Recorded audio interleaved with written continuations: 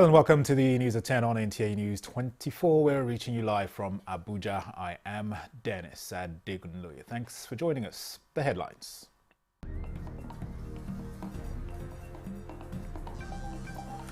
Federal government collaborates with states on creating job opportunities for millions of Nigerian youths.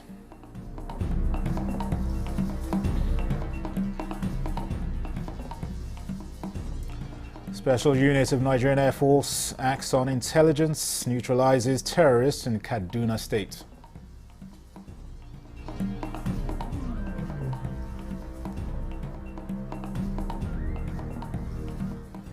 NNPC Limited acknowledges indebtedness to fuel suppliers.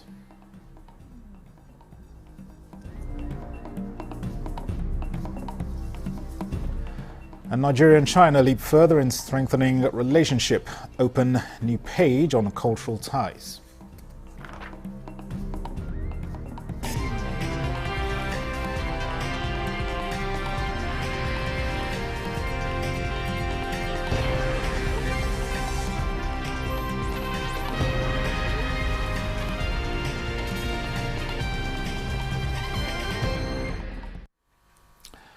NNPC Limited has acknowledged recent reports in some national newspapers regarding the company's significant debt to petrol suppliers.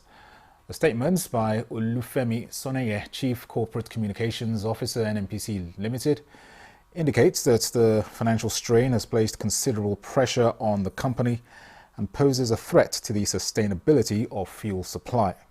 He, however, says, in line with the Petroleum Industry Act, NNPC Limited remains dedicated to its role as the supplier of last resort, ensuring national energy security. The company, he reiterated, is actively collaborating with relevant government agencies and other stakeholders to maintain consistent supply of petroleum products nationwide. In a major move towards mechanized agriculture in Osun State, 31 new tractors equipped with full implements have been distributed to farmers by the state government. The governor handed the tractors and other inputs to farmers at the Agricultural Input Supply Unit in the state. Femi Afariogun reports. The first phase of 31 new tractors with critical farming inputs, which include 60,000 herbicide, 80,000 cashew seedlings, 8,000 cassava cuttings, 8,000 vegetable seedlings, and 50 bags of lime, is to boost crop production in Osun State. These investments are part of a larger vision of Governor Ademola Adeleke to empower Osun youths and ensure that agriculture remains a viable and sustainable industry in the state. No leader with conscience will be happy that his people are struggling to make ends meet and feed their families. We have set our target and this critical sector, and we are ready to make the required investment in this regard. For farmers, the move is a positive one after waiting for years for such initiative. The past 12 years, the challenge for us is that we don't see any tracing of farm input. We are so suffer because there's no where we can get a tractor to use for our farm.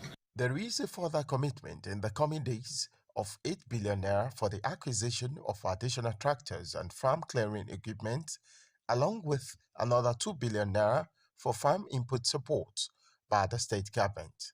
From Aisu in Osun State, Femi Afariogun, Nta News. More than 3,000 women, youths and persons living with disabilities across the 3 senatorial districts of Nasarawa State have benefited from federal government's palliatives to address some of their challenges. The Minister of State Police Affairs, Iman Suleiman Ibrahim, performed the ceremony in Kwandere, Nasarawa, Egon and Karu. Achigili Magaji reports. The items distributed include rice, fertilizer and cash.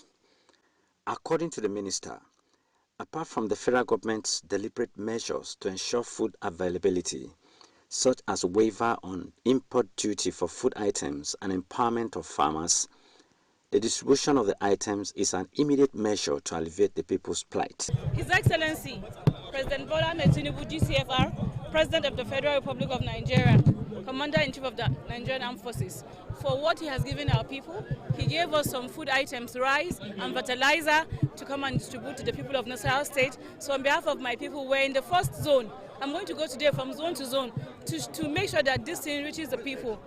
Traditional rulers and other stakeholders in the areas appreciated the federal government for its intervention, saying it will go a long way to reduce the hardship facing their people.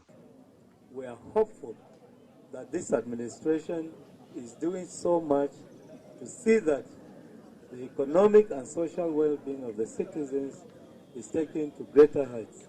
Some of the beneficiaries say the items will help improve their welfare and address their challenges of farm inputs. My farm is almost dying, lack of fertilizer.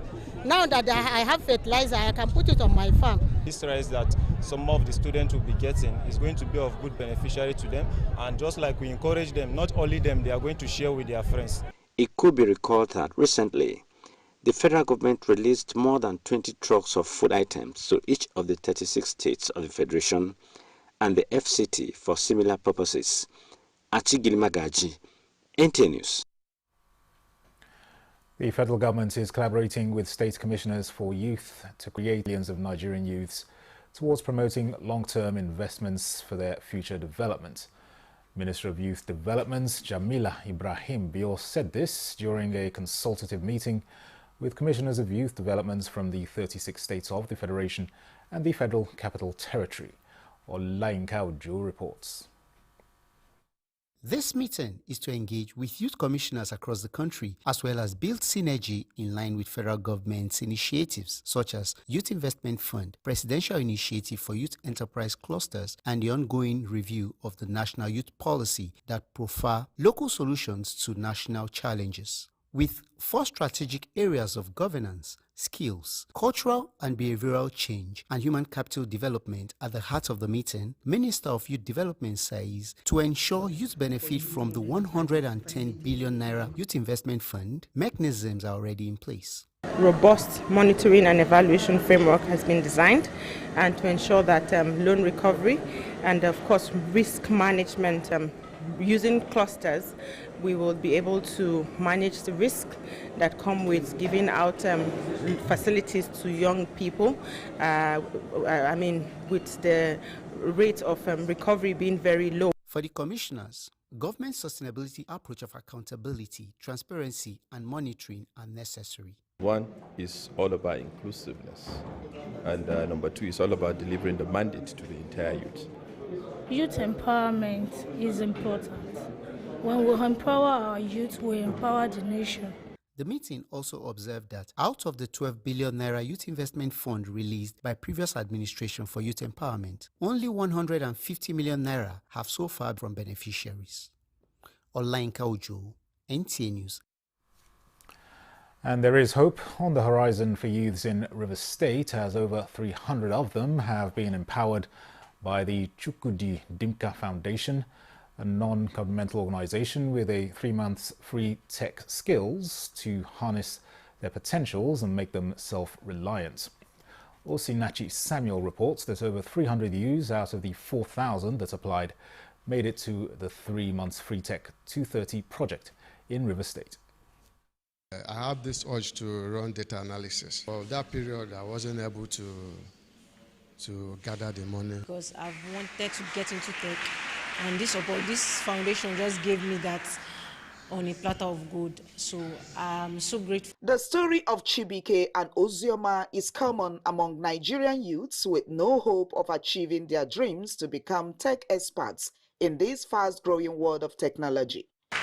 All that is over with the intervention of Chukwudi Dimka Foundation that has given them the opportunity to acquire practical knowledge on tech skills such as data analysis, cybersecurity, software engineering, product design, graphic design, among others. It's something they'll look back at tomorrow, and I'm sure from this room of 300 plus people, we may see the new tech geeks coming out from here. So that's what we're looking out for. We're not just going to train these people and allow them to go into the street. Some will be able to get that opportunity to, fund for themselves. Others who won't be able to, the foundation will always come in to support them. So some tech companies have reached out to me, like I said, and they have told us in confidence, look, when the training is over, please give us your best students. That's exactly what we're going to do. The project, which is an initiative of Chukwudidimpa Foundation, is a pilot program with the aim of empowering 230 youths in Rivers State, irrespective of their state of origin, with the demand in tech skills. The window was, however, expanded to 300 candidates due to the overwhelming number of applicants who are in desperate need for life-changing experience in the tech industry at no cost. The one-day orientation program commenced with a training program by our reputable tech hub in Port Harcourt. The skills you have are not for you to look for a job, but for you to do what? Solve problems. And the beautiful thing about it is there are so many problems in Nigeria. The problems are so many, which means the opportunities out there are so many. But the difference there is in mindset. Apart from the fact that training is going to be intensive, is that we want to make sure, like we always do in our trainings, make sure it's interesting, it's fun. This legacy project extends beyond training, offering co-working spaces, internships, and access to tech platforms, employment opportunities, fostering entrepreneurship, and building the capacity of young people who will no longer indulge in criminalities, as well as position Rivers State as a technology hub. In Port Harcourt, Osinachi Samuel, NTA News. The federal government, or rather the Federal Ministry of Women Affairs and the Corporate Affairs Commission under the Ministry of Industry, Trade and Investment are consolidating the Women Empowerment Program through subsidized registration. The partnership was reached during a meeting of the two organizations in Abuja. Ngozi Teknikio reports. The partnership Minister of Women Affairs, Uju Kennedy Ohanenye, explains is expected to facilitate the registration of the point-of-sale businesses for women under the 37,000 POS Empowerment Initiative of the ministry. Building the financial capacity of women to impact positively on their families is an initiative, she says, is more acceptable than advocacy. We had delays because of the CAC certificate. There was a new policy that said before you can operate POS, you must register with CAC. So that took us a while to organize it because the women are vulnerable women, so there's no way they could have afforded that 10,500 to register. So the ministry had to write to Federal Ministry of Trade and Investment to assist these women as part of the grant the federal government is giving. We are willing to take this across the nation. We're looking forward to next week, hopefully, if we can really work with the Corporate Affairs Commission, roll this out. The ministry is seeking for concession to enable us achieve their registration. So we need some administrative approvals from our permanent, our mother ministry. The 37,000 POS empowerment, among other initiatives of the ministry, is designed to improve the livelihood of women across all the states of the Federation. Ngozi Teknikio, NTA News. The Zamfara state government has donated 100 million naira and 10,000 bags of assorted grains to victims of the recent flooding in Gumi local government area of the state. Governor Dauda Lawal, who announced the donation while on a sympathy visit to the affected communities, also unveiled the state government's plan to resettle the victims. Jamilu Ibrahim has more. The recent flooding in Gumi local government area of Zamfara state, which submerged thousands of houses, farmlands and livestock, has resulted in massive displacement of households, the situation requiring urgent intervention of the relevant authorities. After receiving reports from various committees immediately deployed by the state government to commiserate with the victims and assess the situation for appropriate action, Governor Dauda Lawal is now at the ravaged communities to see things for himself. The Emir of Gumi's palace was the governor's first point of call, where he sympathized with the emirate over the sad event and announced the state government's donations of 100 million naira and 10,000 bags of assorted grains to the victims. This is in addition to the allocation of a plot of land away from the danger zone to each of the households that lost their shelters to the flood. The Emir of Gumi, Justice Lawal Hassan retired, who said more than 10,200 households have lost their houses to the flood, uploaded the governor for his concern to the plight of the victims. The governor was also in Geri district, which appears to be the community was hit by the disaster, where he assured them of the government's commitment to taking proactive measures to guard against the reoccurrence of the tragedy. We are also going to build drainages as well as try to make sure we work on the dams and, if possible, provide additional dams that will take care of the situation. Members of the community were obviously pacified by the governor's visit, and they came out in their large number to accord him a rousing welcome. In Gusau, Jamilu Ibrahim, NTA News. This is the news at 10 on Nta News24. We'll take a short break. More reports in a moment. Stay with us.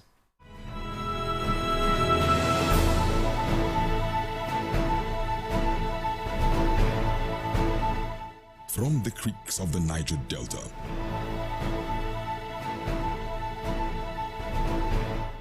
to the breathtaking scenery of the plateau, in noonday and nighttime, we set out to bring to you captivating stories that evoke your emotions. For fascinating documentaries and reports on day-to-day issues with expert analysis, tune in to Nta News24, DSTV Channel 419, GoTV Channel 26, StarTimes Channel 101 and 433, and Free TV Channel 703.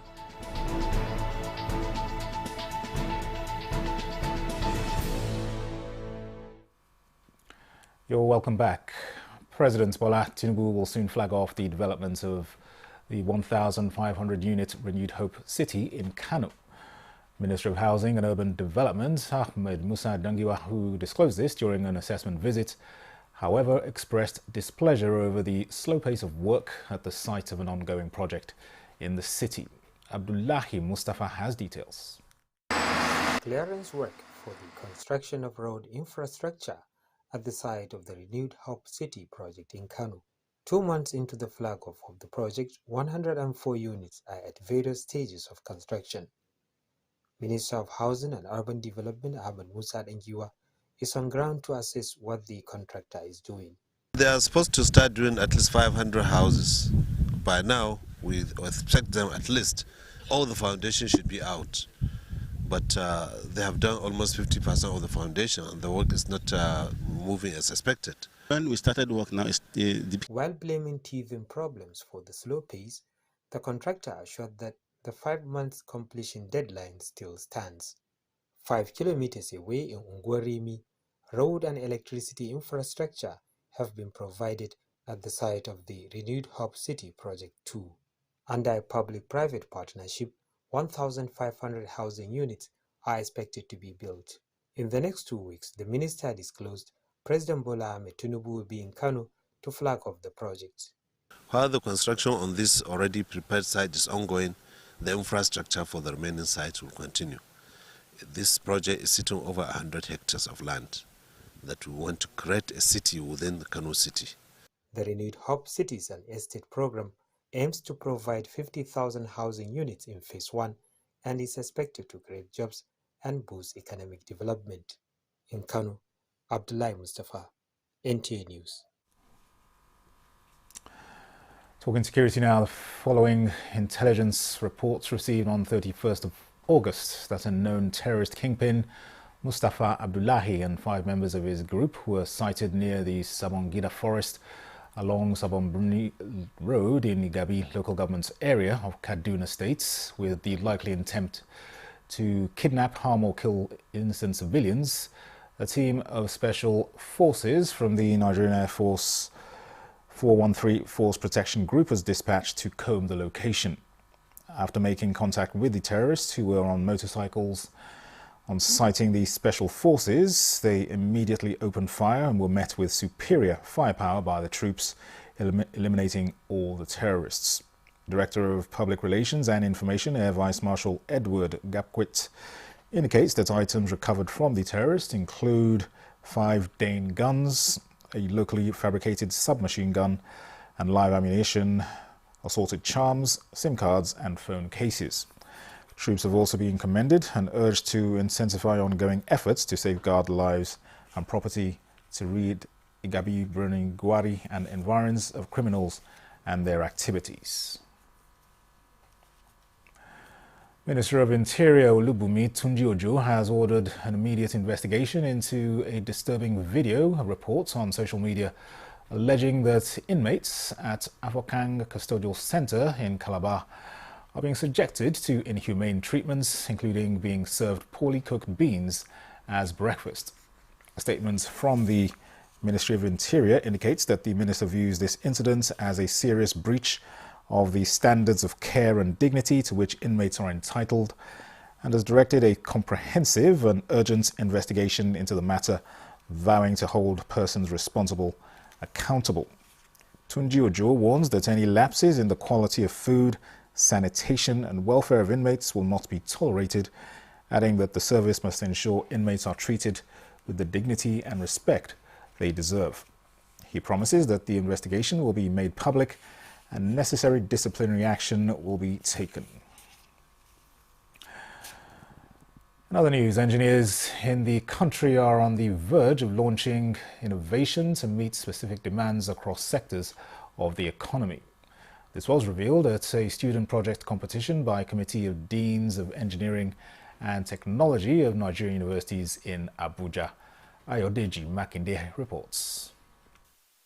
These are the best engineering students from 7 different hubs comprising Lagos and the 6 geopolitical zones.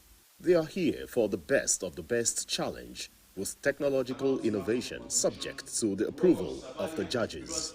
The main idea is to consistently have a platform where undergraduates can express their creativity under the guide and mentorship of experienced instructors. A redesign of the traditional mobility aids used by people with lower limb disabilities. My project aims to address discomfort, safety issues and hygiene issues. My project uses waste in the environment to convert it into a more reliable source to use for construction industries.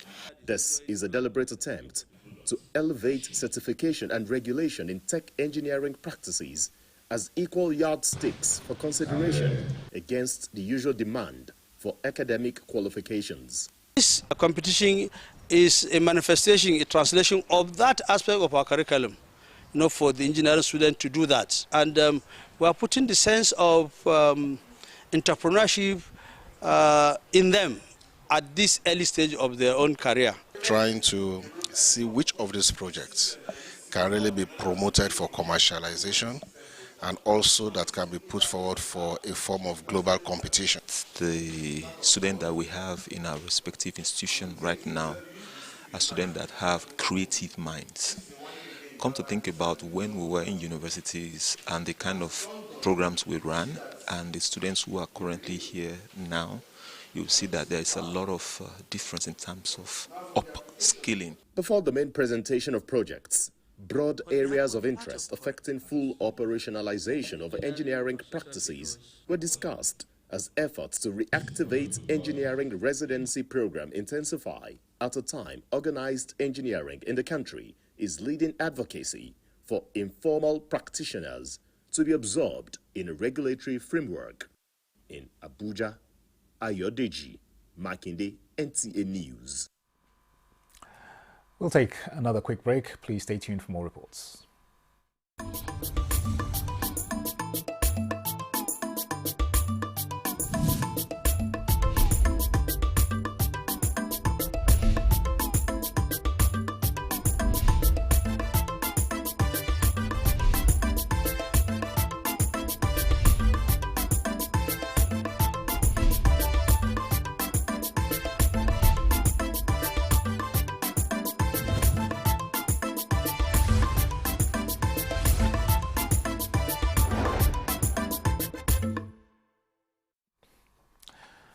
The Bielsa State People's Democratic Party has held a hitch-free congress that saw the incumbent state chairman and secretary of the party re-emerging for a second term. Governor Doye Diri, who participated in the delegate congress, lauded party faithful for working with state executives of the party in peace and unity. He tasked the newly elected executives of the PDP to do better for the party to gain its former glory even at the national elections. Timinipri Ohia reports. The People's Democratic Party (PDP) State Congress has been conducted at the Gabriel Okara Cultural Center, Yenogwa, successfully with Governor Doye Dewey, his deputy Senator Lawrence Urujakpo participating. After the peaceful exercise, the governor congratulated the newly elected executive committee, noting that from the beginning of his dispensation up to now, the party has witnessed accelerated victory since it held the reins of power in 1999. He also appreciated PDP in the state and national as the understanding and support contributed to the good governance in the state and the smooth conduct of a seamless Congress. Now that you are victorious, now that you have been returned for a second tenure, do not deviate, working with everybody and ensuring that there is peace in the party and reconciling where there are differences, so that at the end of the day, we will be strong going into the next elections, and our party will hand over to another party member. In his acceptance speech, the new chairman, Chief Solomon Agwanana, thanked the governor and delegates of the party for the privilege given to them to serve for the second term, and assured the governor and stakeholders of their continued loyalty and commitment to the growth of the party. Primarily, we will do all that is necessary to close ranks, to work as one indivisible family, in ensuring that we do all that is necessary to strengthen and position this party for future victories. It's going to be the party to rule, and with the present leadership of Senator Doediri, who is actually showing mastery of the game, we are hopeful that better days are still coming. Greater assured prosperity for the People's Democratic Party in Bayelsa State. The State Congress saw the emergence of Chief Solomon Agwanana and Mr. Geseye Isowu returned as chairman and secretary for the second term. In Yenogwa, Timinipri Ohia, NTA News. The Nigerian Television Authority has honoured the exemplary career of its outgoing Director of Programs, Lawal Ahmed, who retired after an illustrious 32-year career in television production. The management and staff of the NTA gathered to pay tribute to Ahmed's unwavering dedication, commitment and selfless service, epitomizing the virtues of diligence and excellence. Olusheye Adeagbo reports on this momentous occasion, highlighting Ahmed's remarkable achievements and lasting impact on the industry.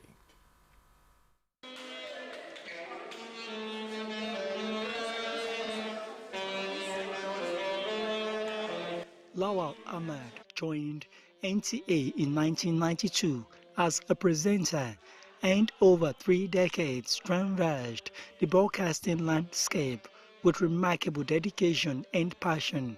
Rising through the ranks, he became the National TV Director of Programs, leaving an indelible mark on the industry. As he bows out of service at 60, this farewell party will be unforgettable, with a huge turnout of veterans from the media industry, present and past, wishing him well. The gathering lived up to its billing as the authentic mouthpiece of broadcasters coming together for a worthy cause.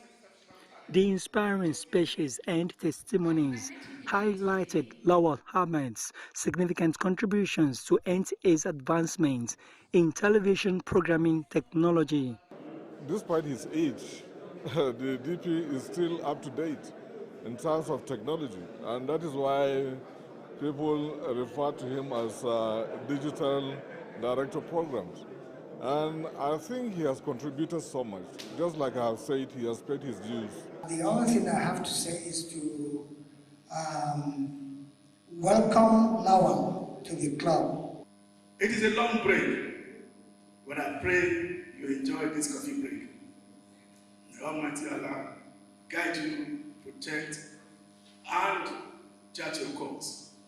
He has that spirit of persuasion And he's kind-hearted. He is a good teacher.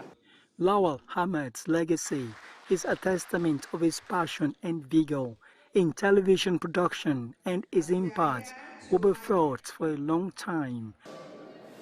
Knowing and doing can only take you there if you can also mentor and teach.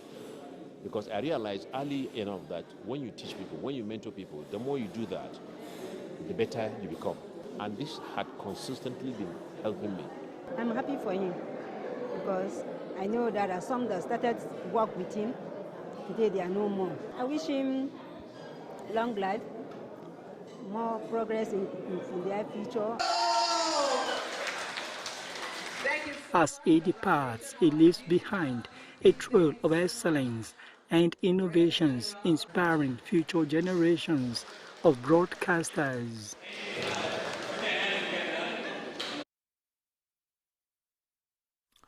I say congratulations to the outgoing DDP.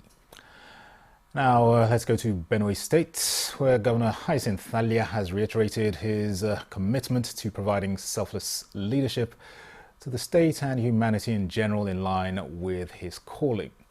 The governor made the promise at the event to commemorate his 34th priestly ordination held at the IBB Square, Makurdi.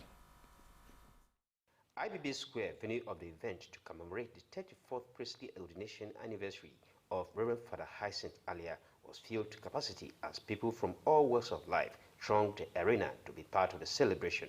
Reverend Father Hyacinth Alia, while reflecting on the journey so far, expressed hope of more inspiration and direction to continue to serve humanity. For the celebrant, it is a journey of faith, sacrifice and compassion for selfless service. He therefore cleared the air that no local government council primary elections for APC were conducted in the state. Truly, I am overwhelmed by the thousands of you goodwill people who came out to bless and to celebrate me.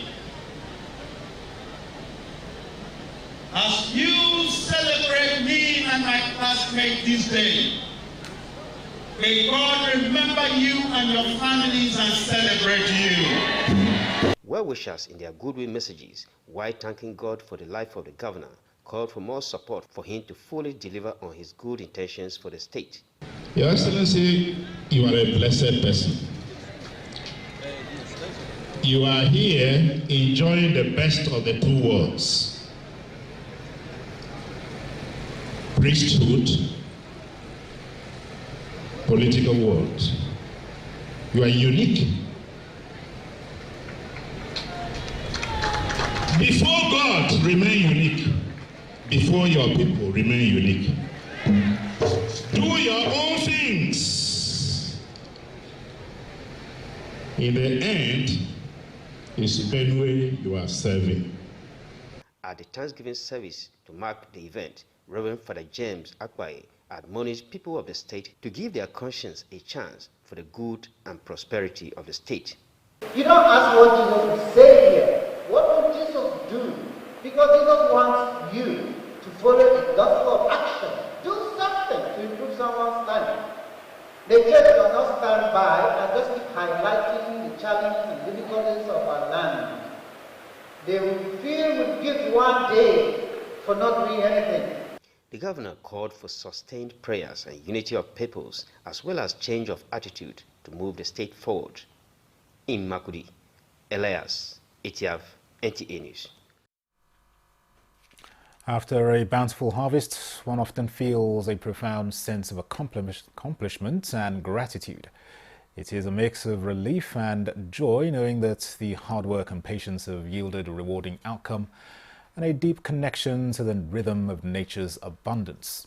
This was the atmosphere at the All Saints Military Protestant Church, Mogadishu Cantonment, annual juvenile harvest and Thanksgiving service.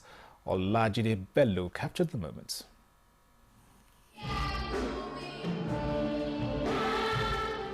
It is definitely not May 27, which is the internationally recognized Children's Day, but this particular day is to celebrate children as they take center stage, displaying their mastery in scriptures, motivational speeches, inspirational songs and choreography.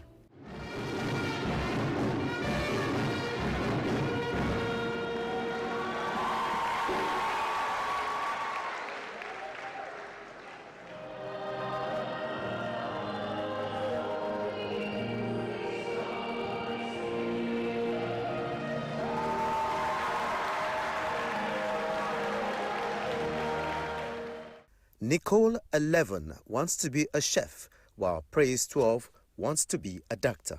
They've been taking me to church, I've been learning, be reading all night, and they push me away from bad friends. They teach me how to be a good girl, and they buy books for me and things. Mommy have been helping me, teaching me how to crawl from baby to kid. The chairman, Harvest Committee, and other parents bear their minds on parental and religious roles in child upbringing. The theme of this year's harvest is supernatural healing. We are praying for healing for the land, we are praying for healing for the church, and we are praying for healing for individuals. And it is our hope, it is our prayers that each and every one of the kids will key into this theme and then be blessed supernaturally. The only thing that can help a child go through the crisis of the present generation, which the Bible spoke about in the end times, it is Christ. Give them the message of Christ as the Savior. We're thanking our wives who were also around to help mold the children. But I must tell you the truth, it wasn't easy bringing them up while in service. It is our responsibility to shape the lives and the lives of these children, to train them in the way of the Lord. From the staples of the vicar, it was that of supernatural healing for Nigeria and spiritual upliftment and guidance for the children. The healing grace of God rests upon them so that they will become the light, the future. They will become the hope of the country. Cutting of the harvest cake, special prayers and thanksgiving climaxed the event. Olajide Bello, Nta News. Bauchi State Governor Bala Mohammed has appointed Haruna Yunusa Danyaya as the 16th Emir of Ningi. The new Emir is the eldest son of the late Emir of Ningi, Yunusa Mohammed Danyaya, who passed away last Sunday. Awal Abdullahi reports. Born in 1956, the new 16th Emir of Ningi, Haruna Yunusa Danyaya, was until his appointment the Chiroma and district head of Ningi. Presenting the appointment later to the Emir, Secretary to the Bauchi State Government Ibrahim Kasim said the selection is based on the unanimous recommendation of stakeholders in the Emirate Council. Law empowered him to ask the Emirate Council to choose 3 people from all the contestants, which they did. And they sent it to him, and they sent 3 names. And Alhamdulillah, His Excellency chose the first name, which is the People's Choice, who is the current Emir of Ningi. By doing that, he ensured continuity, progress, and development of Ningi. I pray that he will be able to carry everybody along. He should continue to maintain what his father stood for. After the traditional decoration of the new Emir, the people of the Emirates and beyond have begun to pay a homage. In Bauchi, Awal Abdullahi, Nta News.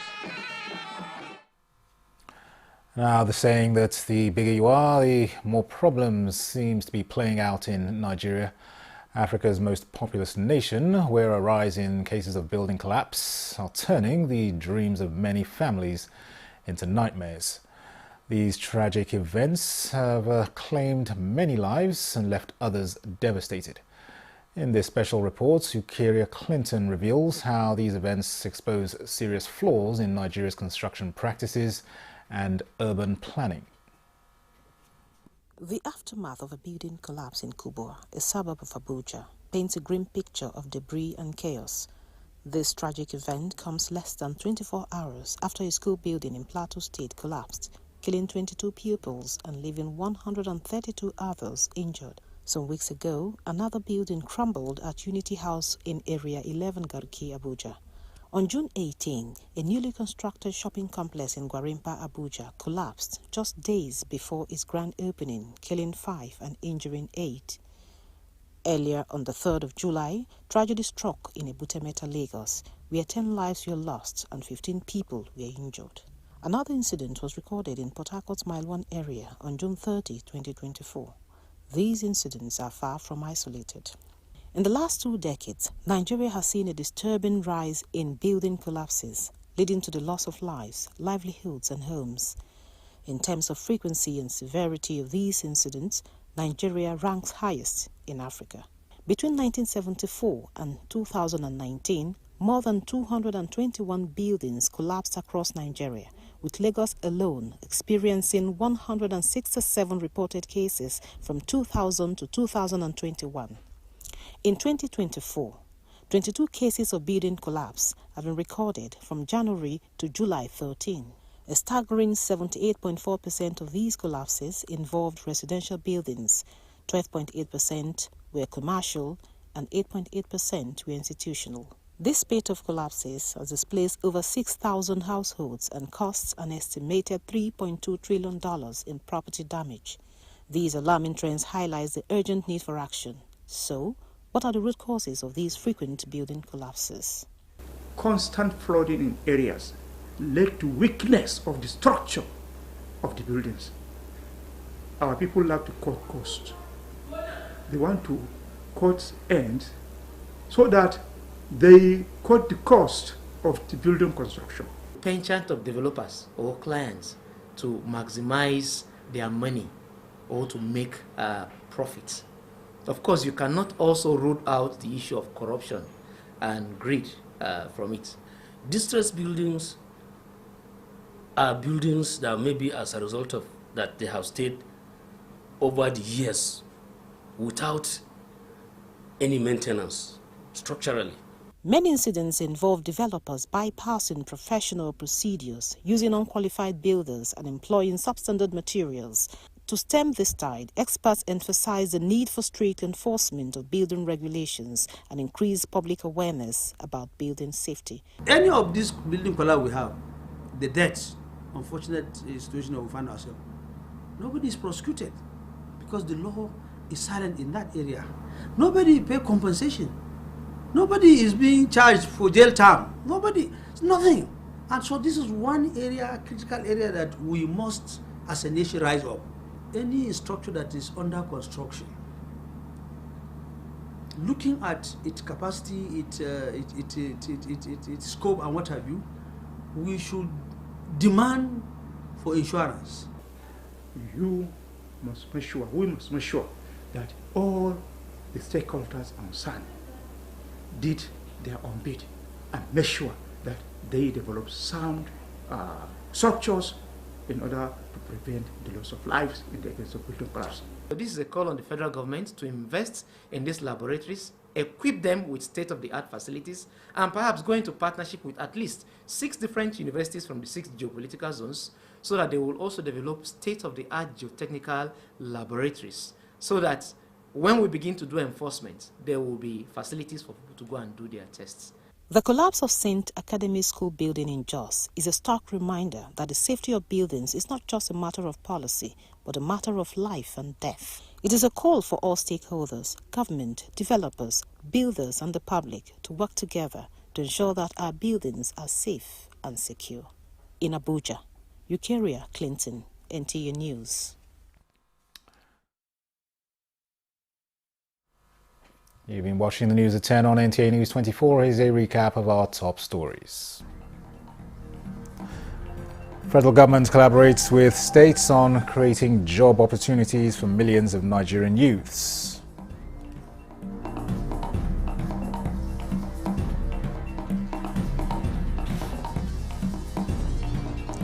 Special Forces of Nigerian Air Force acts on intelligence and neutralizes terrorists in Kaduna State.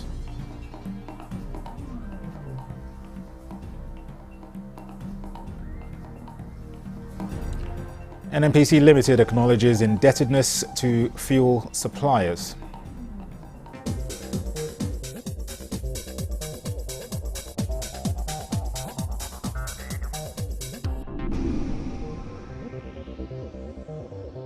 This is NTA News 24. China is reaffirming commitments to strengthening collaboration with Nigeria in the area of cultural exchanges. The Chinese Embassy's cultural counselor and director of the Chinese Cultural Center Abuja, Li Juda, stated this at the 2024 China-Nigeria Fashion Show. Chukunonso Nwabweze reports. Since establishing diplomatic ties in 1971, China and Nigeria have continued to enjoy mutual relationship. This fashion show depicting the rich cultural heritage of both nations, as seen in these attires, fabrics as well as the costumes, is another step at deepening the cooperation towards a shared prosperity. Through this fashion show, we can see that it really demonstrates the best of China and Nigeria. Through fashion, I think is a very important part of our culture. And you know, Nigeria, China, in our both countries, fashion is very popular. I would say that the DNA that was present today was more of a cultural, say, relation between Nigeria and China, and that was so very beautiful. This year's show brought together both young and adult participants from both countries, showcasing the very best of their local attires to the admiration of fashion enthusiasts. I'm Ibibio by tribe, and I love my culture, and this is the Onyonyo dress, which is properly worn by us. I feel so great showcasing this wonderful attire. I'm representing my Igbo culture with my attire. This is how we dress in Igbo land. As outstanding participants in this edition are rewarded with cash prizes of between 30 and 150,000 naira for their performances. The Chinese Embassy is also working on holding a training session in China for Nigerian local fashion designers and their Chinese counterparts in order to take their cultural collaboration to the next level.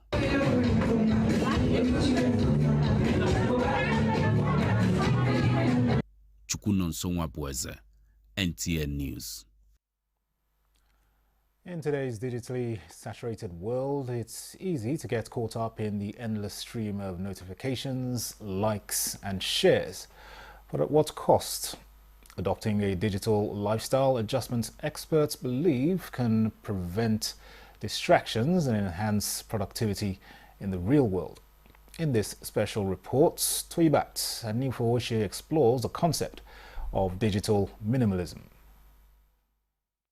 Digital minimalism is often associated with an intentional exposure to the use of digital tools, which experts say might be the solution to the numerous psychological problems associated with overindulgence in technology. Digital minimalism can significantly mitigate the negative effects of social media on mental health. Here's how. It can reduce anxiety and stress. You know very well that constant notifications and the pressure to stay connected can lead to anxiety.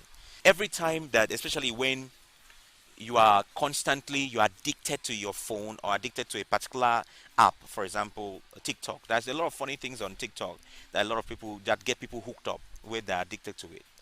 So that could put pressure on you. To be honest with you, it could put pressure on you. See people wearing certain clothes that you can't afford. You see your friends are going far in life and you want to aspire to be like them. That could push you to do things you're not supposed to do. The term digital minimalism was first coined in a book titled Digital Minimalism, Choosing a Focused Life in a Noisy World by Cal Newport, a professor of computer science at the Georgetown University in the United States. Today, many individuals and corporate bodies already practice this concept to boost their productivity. You know, digital distraction can significantly impact productivity and focus, because sometimes when you are not mindful on what you use your phone for, you know, your phone is full of so many things, especially like I check some people's phone and I see they have so many apps. What are you using this app for? I mean, they will tell you, okay, when I'm free, when I'm bored, I can use this app. Sometimes you get addicted to it.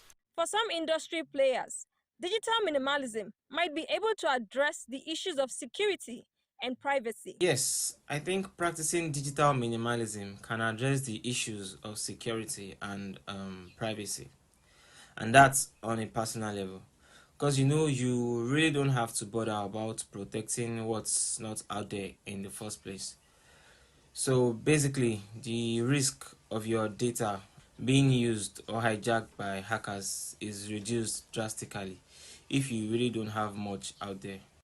Experts agree that a simple, carefully curated digital life is not a rejection of technology. Instead, it is recognizing and embracing the immense value that these new tools can offer. However, this is expressly on the condition that one is willing to do the hard work of figuring out how best to utilize them for things that truly matter. In Abuja, Toyiba Anifowoshe, Nta News. Let's now get the latest in the world of sports.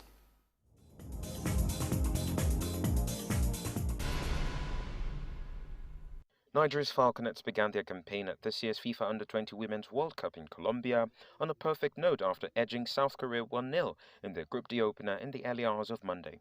Stade de Reims of France forward Flourish Sebastien's late strike secured the 3 points for the Falconets. Sebastien also scored a late goal for the Falconets when they defeated France 1-0 in their opening game of the 2022 Under-20 Women's World Cup in Costa Rica. The win against South Korea means the Falconets are second in Group D behind Germany, who thrashed Venezuela 5-2. The Falconets will be up against Germany in their second Group D game billed for 4th September, while Korea will face Venezuela.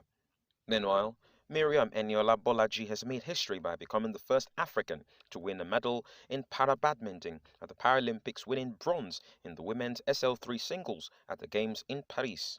She displayed exceptional skill, seeing off Ukraine's Oksana Kosina in straight sets with a score of 2-0, winning Nigeria's first medal of the Paris 2024 Paralympics and ending the country's long medal drought.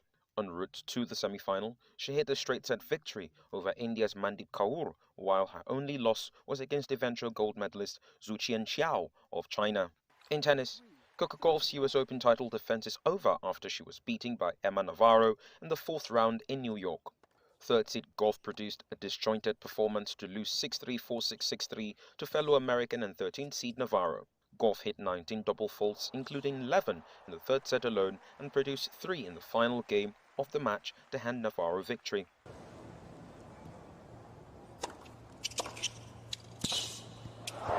set and match, Navarro, 2-6-1, 6-3, 4-6, 6-3.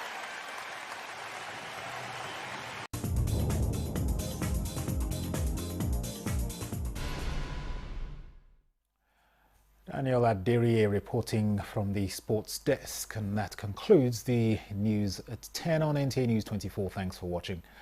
I am Dennis Adiriye.